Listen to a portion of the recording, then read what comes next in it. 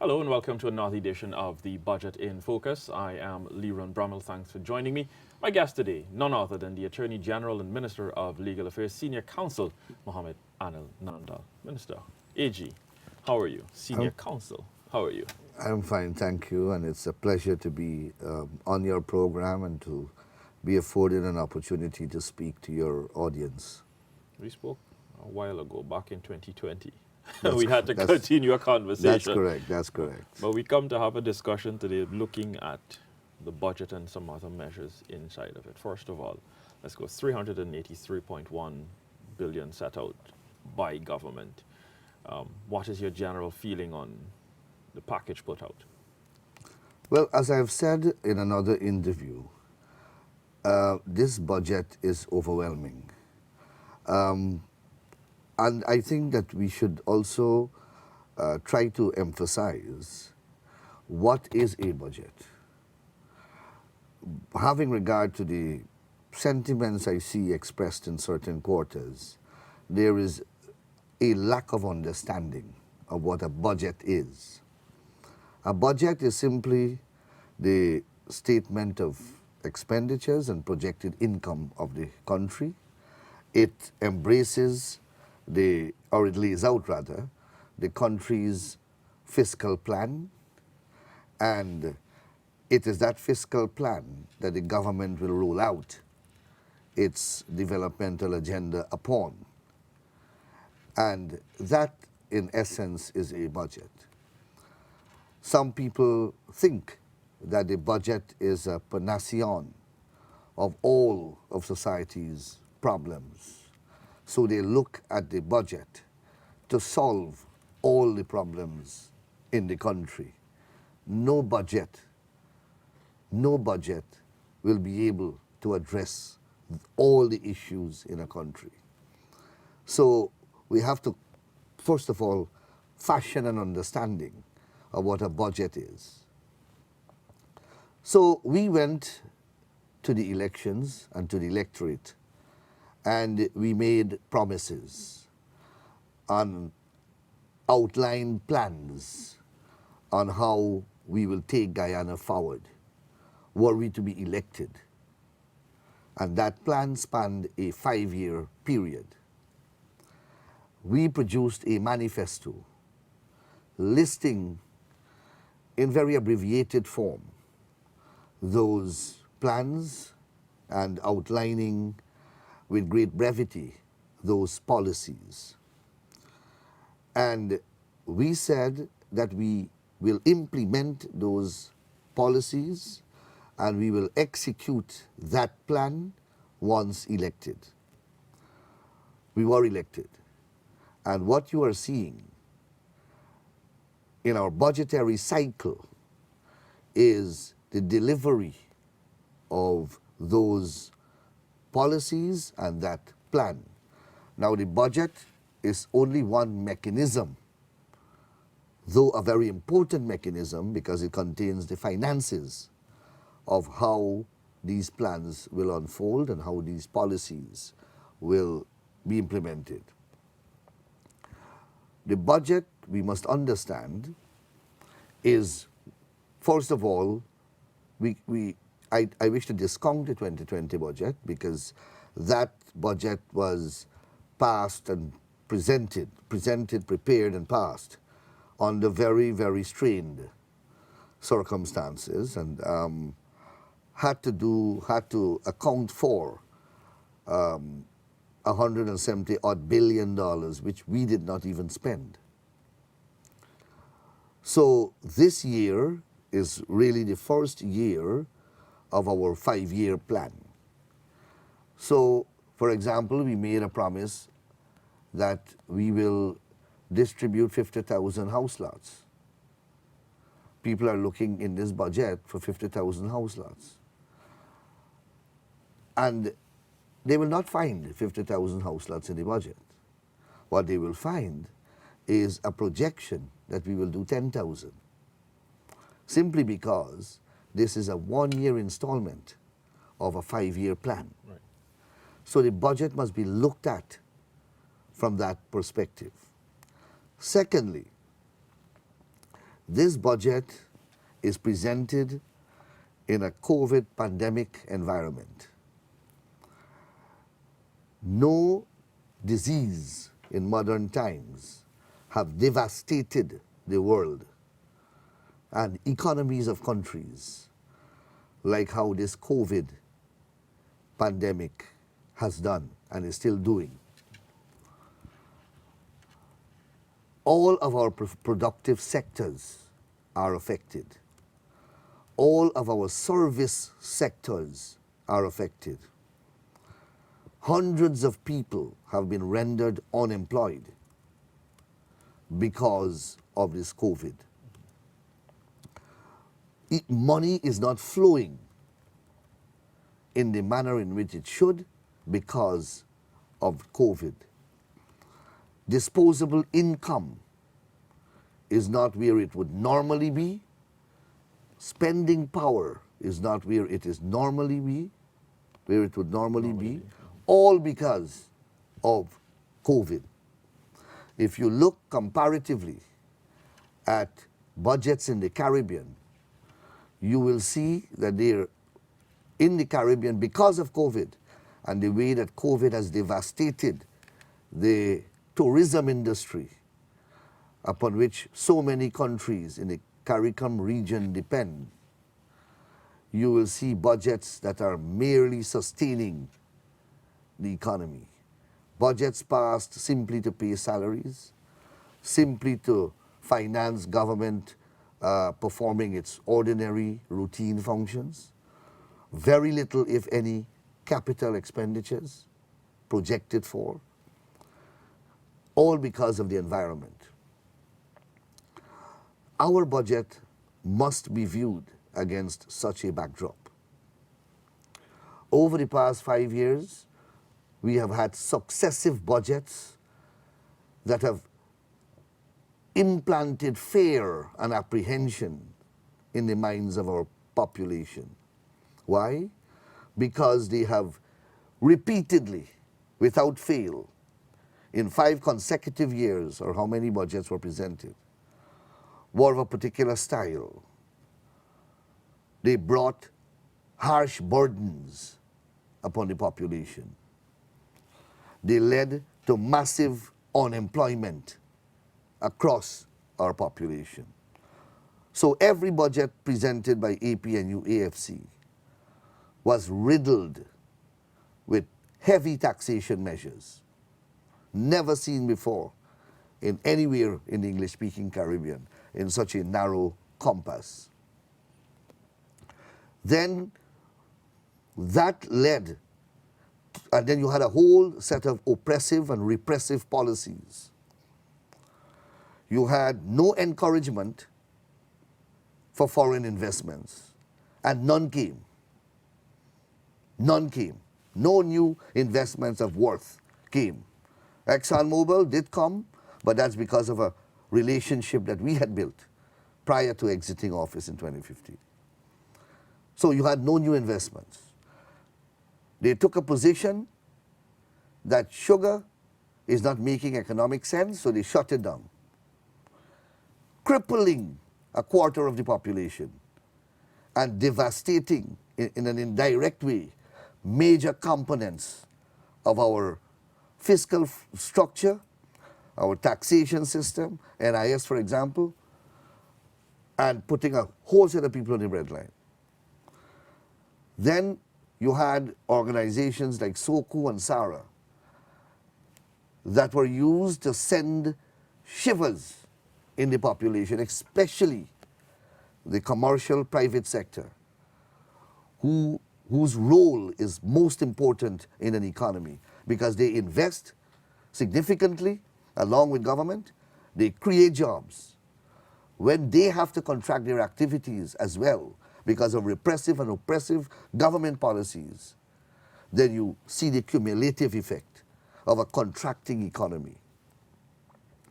So, and then you had closing down of companies that simply couldn't compete, or closing down of portions of companies.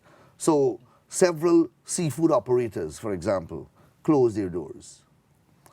You had big companies here that were employing Guyanese, contributing significantly to the economy, migrated. They left. So you had Bai Shanling gone, chased out. Barama closed its operations, says it can't function in these economic circumstances. So you had less revenue also coming into the country because less goods being imported, less taxes collected, less custom duties and excise tax collected. Why? Because the disposable income, the spending power of the population was constantly being reduced by existing circumstances. So what that led to was that kind of budget. Then you have to then compare it with this budget now. Which is where I'm coming to. Right. You've said all of that and captured that in a nutshell So that to put this budget in focus. into perspective. So the finance minister of the past used to say we have no fiscal space to invest. We can't remove, we have to impose VAT on water, on electricity, on school supplies, on healthcare products, and a host of other things. We have to increase all the licensing fees across the board because we have no fiscal space. We have shown in 2020 budget beginning and then this budget, we reverse all those measures, or most of them, and we are still reversing because a lot have been left back. We were able to reverse all of those things. Remove VAT from water, remove VAT from electricity, remove VAT from a whole set of other food items, remove VAT from construction materials, remove VAT from agriculture machinery, and the list goes on. Reverse all the oppressive licensing fees which they have imposed. All of that have gone. We have a COVID economy affected terribly, yet we have presented the largest budget in the history of Guyana without a single cent of additional taxation on the backs of the people. Sugar workers are back on the jobs. Many of the businesses that were closing down are now operating. We have removed VAT from construction material. The construction industry now, if you drive around this country, you will see steel going up. You will see construction building going up. Most importantly, the confidence of the people, of the population, of the business community have returned. And that by itself gives the economy such a buoyant push that we are able, and that is, all of that must be taken into account in this budget, where we have expanded spending in almost every single sector. In some sectors, we have doubled it. So take education. 2020, education allocation was 31 billion or 32 billion. It is 64 billion this time around. Health was about 32 billion. It is 60 odd billion this time around. No new taxes. Old age pension, 20,000, 25,000 increased. Cash grant vouchers, Those have gone back up. 10,000 it was. First of all, we restored it to 10,000 last year. Then we have raised it by 5,000 to 15,000. We gave last year alone COVID grant 25,000 to workers, frontline workers. We gave 25,000 COVID grant measure across the board, every family. And then All Year's Day, we declared another 25,000 in grant to various sectors of the country, with certain sectors, for example, the judiciary, getting a commendable increase in their salaries and wages. We're going to get to the judiciary in a quick bit. Let me jump in here to ask the question. You've spoken about what and comparing the last 5 years to these two budgets within 6 months. First the emergency and now the first full budget. And the question is, you're stimulating the economy, but the question might come up, well, all right, we're boosting confidence and we're giving confidence to the business sector, the manufacturing sector, production sector. Money is going back into the pockets of people. The largest budget, the question is going to be asked at some point in time, is government going to add taxes to some other things to get to generate, not this budget, but over the next 5 years? Is that projection in the 5-year plan? Not as far as I know. And as I said, our 5-year plan is not a secret document. Remember, during the campaign trail, David Granger spoke about a plan. I have a plan. I have a plan to transform Guyana. The election has come and gone, and nobody is yet to see that plan. You remember he used to say he have it in his back pocket, and the boys used to point out that you don't even have pockets. So the point I'm making is, our plan is not a secret plan. Our plan is out there. We campaigned upon it. We spoke about it for 5 years while we were in the opposition. It is in a document called our manifesto. So it's not secret. But you see, a budget must lay the foundation. And that is what this budget does. So we have, as you may have read in the newspapers, this year alone, we will see either 3 to 4 huge hotels, each one having 100 and more, 200 rooms. One I see has 1,000 rooms with an elevated car park to accommodate 1,000 vehicles, one hotel. Now, just absorb what I've just said, the magnitude of that project. Let us say that one comes to fruition and begins this year. 1,000 rooms hotel. Do you have an idea of how many people that construction will engage? Do you have an idea how much construction materials will be purchased in Guyana? How much VAT we will receive? How much taxes we will receive? How many jobs will be created? Imported. A lot of the materials will be imported. Do you know how much custom duties and excise taxes? And that's just the construction stage. And then when it opens its doors, you know how many people are going to be permanently employed for generations? Because that's not a short-term project, that kind of expenditure. Now, that's only one project. The budget speaks to several projects of that magnitude. The highway across the west coast of the Demerara, from the bridge to Parika. Massive project. Do you have an idea how much lands will be opened up? Virgin lands, creating avenues for investments. The Demerara Harbor Bridge, multi-million US contract. You have an idea of how much materials will be purchased, how much tax we will get, how many people will be employed? And I can go through project by project. What a government has to do is to create the environment to make it conducive for those types of projects to be attracted, first of all, to the country, and then to be executed. So we are building the budget speaks to a hospitality institute to the value of $185 million. Now $185 million building will go up. You know how many sand will be purchased? How much cement? How much ready-mix concrete? How many workers are going to be employed? And then when it opens its doors, it will graduate some 1,800 persons per year. In the service sector we're talking now. Right?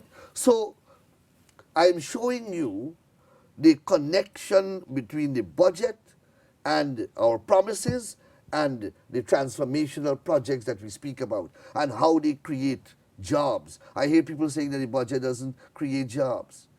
I mean, how can you make such a vacuous statement? They apparently want to turn to a page of the budget that says job creation. And then they want a list of jobs that are going to be created. No budget in the world is styled that way. That's not the nature and purport of a budget. And what is in the budget is one thing. What is outside of the budget is even bigger.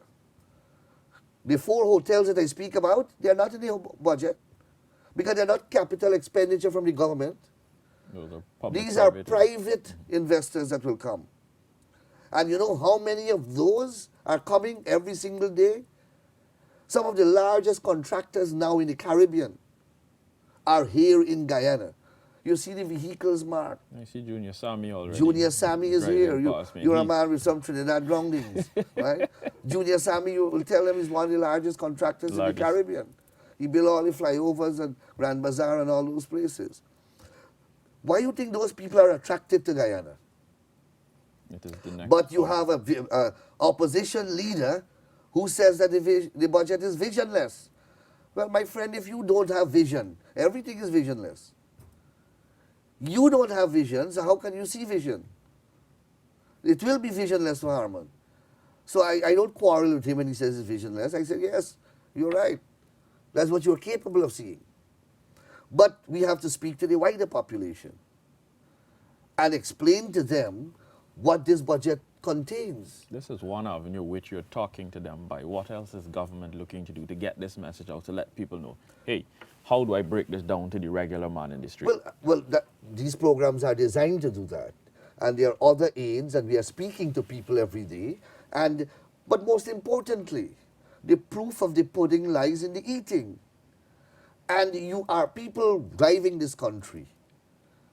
They have seen a transformation. They feel the energy. I spoke to businessmen, are a set of people who don't like to say that they're doing well. Anytime you talk to a businessman, business really bad, boy. And last December, there was such exuberance, such warm, such happiness on the streets of Georgetown all hour, despite the COVID shutdown and the COVID curfew. And businessmen, for the first time in my life, have openly said to me, we have never done business like this, of this volume before. And they used to do it before. Maybe not in the last 5 years, but when the PPP was in government before. But they never confessed that. This time there was great joy in what they were saying. And look at that. And then we have our social programs that are designed to target the less fortunate in our society. And we have a plethora of plans in that direction. The whole Amerindian indigenous community, we have a whole series of plans and projects intended to ameliorate the poverty in those communities. And that is right across the length and breadth of our country. And we have, like, the scholarship program. We are going to give out, I think, about 5,000 scholarships this year alone. That's funded with about $5 billion in a COVID-gripped economy. We're still nursing the sugar industry. We are still nursing it with subvention, but people are back in employment. Government's job is not to make profit. That's not a government's function. Government is not in the business of profit making. Government is in the business of job creation, of creating an atmosphere so that people can enjoy social and economic progress. That is what government is about. And that is what this budget is about. Look at the sums of money that we are investing in the agri-sector. In the agri-sector alone, and I've seen someone said that it took us, for 22 years, converting Guyana into the food basket of the Caribbean has eluded us, the PUP government. And why is it that we must believe that it will can happen now. You know why? Let me answer that question now. Because for the first time, we have a real possibility of bringing down the cost of energy. The singular factor that has crippled this country and that has prevented us from exploiting our greatest potential, which lies in the agro industry, is because of the cost of power.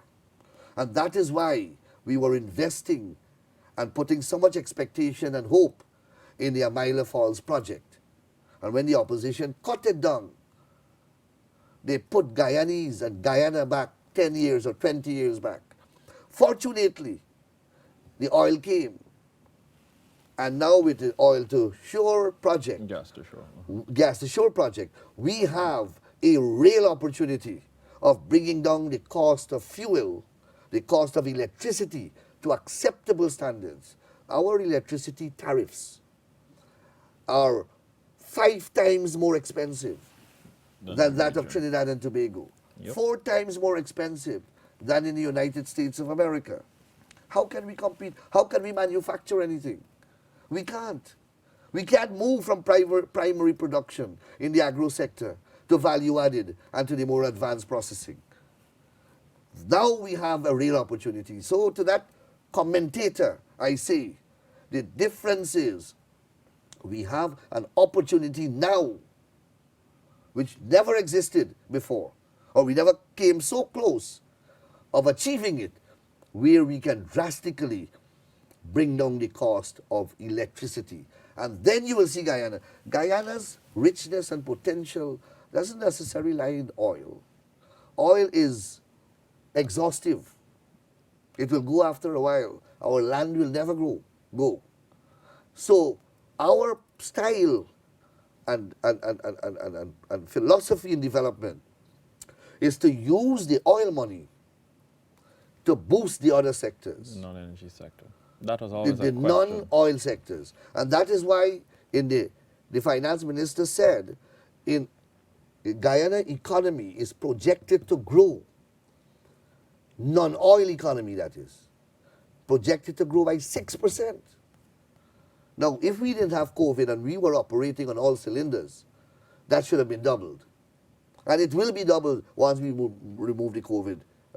We get rid of this COVID environment. We're getting the vaccines now. That should take us in. Right. So, and in the oil and gas sector, we are projected to move at a rate of 20%.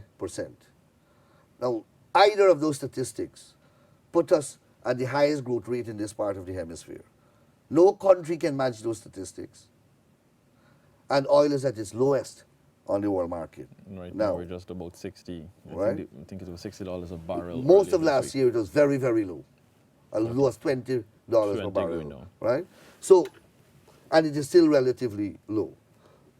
So, we have to understand all these concepts and look at the budget from this perspective. One of the criticism which they leveled was that there is nothing in there for public servants increases. Now, public servants live in Guyana. Public servants would live on a orbit rotating outside of the globe. They live in Guyana. All the benefits that are in the budget, first of all, they are enjoying, like every other citizen. So their water rate has been decreased by 5%, in addition to VAT being removed. Their electricity is now VAT-free too. When they go to the shop and the supermarket, all the goods that we remove VAT from, it applies to them too. So don't carve out the public servants and put them in some special category. They are Guyanese and they are benefiting from the scholarship program, from our housing program, and from every other program that we have promulgated. All the 25,000 cash grant and so on, they got all of that. But it's not that we are not increasing their salaries. Yes, there is not a specific promise in the budget, as we would normally do, to say that there will be 5% increase. So hell broke loose when they saw that. But when we used to put that 5%, they used to tell us that we are imposing it on the public servants. that we are not engaging with the unions, that we are disregarding collective bargaining. Well, as we have pointed out, there is a huge budgetary allocation of some 10 billion for adjustments of wages in the public sector and in other government sectors. Who is that? Who will that relate to? Not public servants. And we would like to do it in consultation with the union, employing the mechanism of collective bargaining. Now, when we are doing that, they are criticizing us. Had we not done that and say 5%, we would have been criticized for giving 5% and ignoring the union. So I say that to you to show you that, look, opposition believe that they must oppose. They don't see a philosophy whereby you can criticize, but you must also give credit where credit is due. Take, for example, the law reform bill that they had passed in the parliament. I stood up, and members on our side, and we said that this is a good thing. This is a good initiative. We welcome it. We support it. However, we don't believe that you have employed the right appointment mechanism. We don't believe that the minister and the president alone should appoint this commission without consultation with any other segment of the country, including the church, the religious people, the trade union movement, the judiciary, the legal profession. Nobody. We also said that we don't think that you are right when you want to only put people with legal qualifications on this commission. We believe that it should have people with legal qualifications, but it should include people who are trained in the natural sciences, in the social sciences, in economics, in commerce, people who are doing law enforcement. So you see how we disagreed and agreed at the same time? Inclusivity. But constructively. And I am hoping, I heard the leader of the opposition say, that they are going to the parliament. Now, that doesn't give me comfort. What are they going there for? They have been in the parliament, but they have only eaten. So I hope that they are going there to participate in the budget in a constructive way, the budget debates. And they are not going to be obstructionist and disorderly in their conduct. And when they don't get to behave disorderly in the parliament, they run down to this place they call the People's Parliament. And they perform their functions there. Absolutely ridiculous. So importantly, the Private Sector Commission has endorsed the budget. The manufacturing sector has endorsed the budget. The Georgetown Chamber of Commerce has endorsed the budget. The Quarantine and Berbice Chambers of Commerce have endorsed the budget. Ralph Ramkaran, in an entire article, endorsed the budget. The smaller parties issued a joint statement saying that they are happy with the budget. The largest labor movement in the country, FITUG, says that they are pleased with the budget. Now, those are the major components and constituent representatives in our country. And they are pleased with the budget because the budget is a good budget. And you really have to be unreasonable and you will become incredible if you don't see the budget, what the budget has. The leader of the opposition says it has nothing. How can a budget that has expenditures to the tune of 384 billion have nothing, man? I mean, you got to think that people are listening to you. You hold an important constitutional office, whether justifiably so or not. I read a letter in the newspapers by G.H.K. Lal, who is no lover of the PPP. And he said that the opposition and its leader are woefully incompetent. An entire article from sentence number 1 to sentence number, 500. Long letter in today's paper. That man is a supporter of APNU AFC.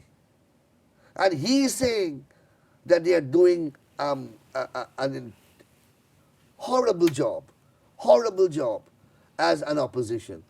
And every day you open the papers, you see persons who are supportive of them, condemning their behavior and so on. But, I mean, this discussion is not really about them, it's about the budget.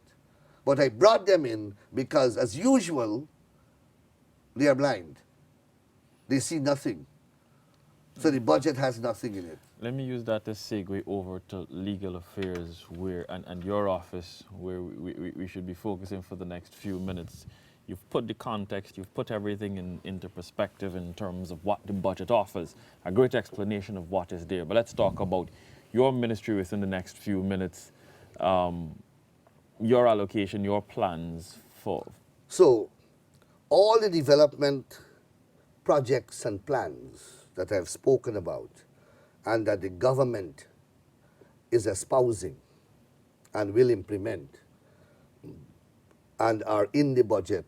And as I said, there are more stuff out of the budget than in the budget because it will come through private investments. All of these things require a statutory footing and foundation, a legal framework within which to operate. It is the law that will create that foundation. So, for example, there is a repertoire of projects dealing with townhouses and condominiums and creation of industrial estates, etc. We have to draw up now new laws to deal with condominiums and townhouses in a modern architecture. We have to now deal with, for example, zoning, proper zoning. I have to modify the law now to accommodate e-transactions across the public sector because we are moving in that direction, a creation of a modern economy. I have already begun to speak about the Arbitration Act, for example. That is to create a modern judicial atmosphere for persons to ventilate their disputes if they do not wish to use the conventional, traditional institutions. So you can go to arbitration. All the modern contracts in the world, all the oil contracts, they speak about an arbitration clause that says that if the parties have a dispute, it must be resolved by way of an arbitration. And they cite United Kingdom and New York and Texas and other countries in the world where they must go to do this arbitration. I want them to do it in Guyana. So I'm creating the legislative framework for that to be done. Which would have been one of the questions falling on the scholarships and how do we equip our people to deal with this new modern economy? Well, all of that, we have to begin to bring the laws. So this afternoon I spoke to the minister about the food security bill and the food safety bill.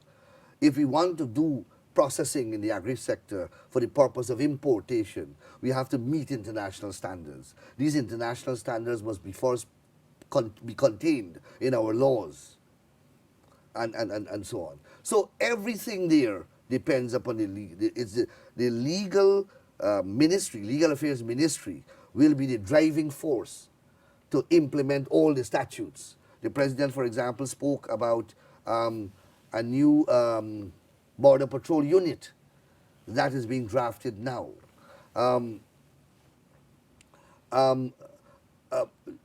New legislation in health.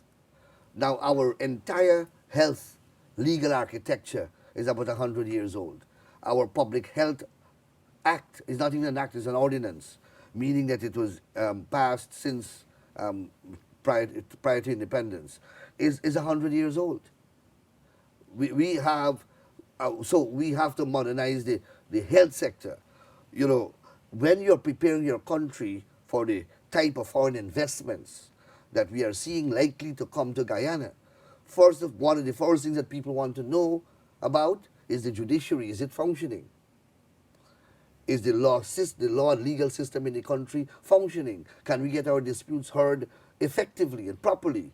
Does the government respect the rule of law? would our investments be safe? Or will it be taken like how they try to take the Berbice Harbour Bridge? Will you have that kind of government? Or how they refuse to accept election defeat when the law clearly says, when the results of the elections were clear that they lost the elections? Or how they unilaterally appointed a chairman to GCOM and violated the Constitution? How they seized the rice farmer leases, violating their constitutional rights? Are we going to have that kind of government, or are we going to have a government that binds itself to the rule of law? That is what investors look at. The Legal Affairs Ministry is charged with cultivating and creating that kind of atmosphere and environment, and to exude that kind of confidence and assurance to people that, look, we are a government and we are leading by the front. We respect the rule of law. So when one of our MPs, for example, was improperly appointed a minister without a renunciation made of a foreign citizenship, we went to court and we said, yes, we are wrong. We have violated the Constitution and we have rectified it. We didn't go there like a bull in a china shop and try to play wrong and strong. You understand? The Legal Affairs Ministry has that responsibility. We have to send a clear signal to contractors that, look, we want you. You are part of the developmental equation of our country, but you cannot misbehave. You can't take public monies and breach the contract and then don't do the work or do substandard work. We are going to deal with you. And that is what I've been doing. You can't take the government's property in an investment agreement which require you to invest, spend money, create jobs, build facilities that will benefit the public good. You refuse to do all of that, but you're squatting on the government property, using it for your commercial use, bringing in stone and quarry, whereas you agree to build a whole hospitality center, a hotel, and a nice fancy war facility. We have to take back the war from you. And that is what we have been doing. And the Legal Affairs Ministry is charged with those kinds of responsibilities. So this year we have 4.5 billion or something like that in the budget. Now the Legal Affairs Ministry, the legal sector, as you know, a large part of it is beyond government control and influence, and that is the judiciary. And that is where the bulk of the money goes, payment of judges, etc. And we have to ensure that that system works. And I've repeatedly said that the world has changed. 20 or 30 years ago, you couldn't say things about the judiciary. You couldn't try to hold the judiciary accountable, because they were, this kind of sacred cow. And I don't intend to dilute the significance and importance of that institution. It's one of the most integral and most important institution in a democracy. But like every other sector that is funded with public funds or funded by public funds, it is accountable. Yep. It is accountable.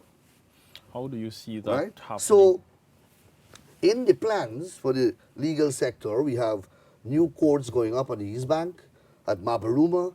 We have new courts going up at Vigilance.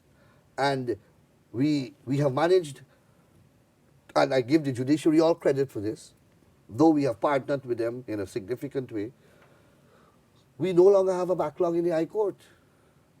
And that was a humongous problem. We have solved that problem. We have to be careful. We can go back into it very quickly. And there are still some glitches. So though a case is completed, it takes weeks sometimes to get an order, the judgment of the court. That part of the system must be speeded up. So someone dies, you have to go for letters of administration. It takes 3 years. That is unacceptable. And though we have solved the problem at the High Court with the backlog of cases, there's now a backlog at the Court of Appeal. Because the Court of Appeal is not hearing and disposing of cases with due alacrity. And that we have to now focus our resources there and our attention there. We have to put more judges, and we have to get competent judges. In the next 3 minutes, we're running out of time talking exactly on the Court of Appeal. And given COVID in your budget, in your focus areas, there a plan to have the courts go digital, go virtual? Well, that process has begun. We have spent close to $1 million US in converting 30 containers into courts, retrofitting these containers with a flat screen TV, installing air conditioned units, and putting in the necessary technological apparatus to make them internet ready. And the prisoner goes into these containers where he is shackled, and the TV is there, and his lawyer patches in, and the court patches in, and he's heard right in the vicinity of the prisons. Do you know how many millions of dollars we are saving the system? Because you have to transport that prisoner, and you may not appreciate it, but you have prisoners at Lusignan, you have prisoners at Georgetown, whose cases are being tried at Camarang, at Monkey Mountain, at Madhya, at Mabaruma. A plane has to take that prisoner and bring back that prisoner and put that prisoner back to Camp Street. And of course, the plane has to go with security. You know how much it costs? Today, that prisoner right there at Camp Street can patch in with the magistrate and have their cases, or his or her case, be heard. Then look at the removal of the COVID risks. That's a very safe environment. The prisoner is not coming out, not exposing the magistrate and the court clerk and the police and whoever it is got to be around there. So, and this we have done at New Amsterdam Prison. We have done it at Georgetown, Camp Street. We have done it at Lusignan. We have done it at Timeri. And we will do it at Mazaruni next. And it may become, it started out as a COVID measure, but it may become a permanent feature of our judicial system, simply because of how effective it is and how much money we can save by a simple initiative like that. So, I mean, as you said, I don't want to start a new topic and then you cut me off. But, you know, we should have spoken for a couple hours. Let me go into more and more aspects of the budget. But, you know, you have confined me to, I don't know, 45, 50 minutes. you clock so, your watch. I appreciate, but it's AG.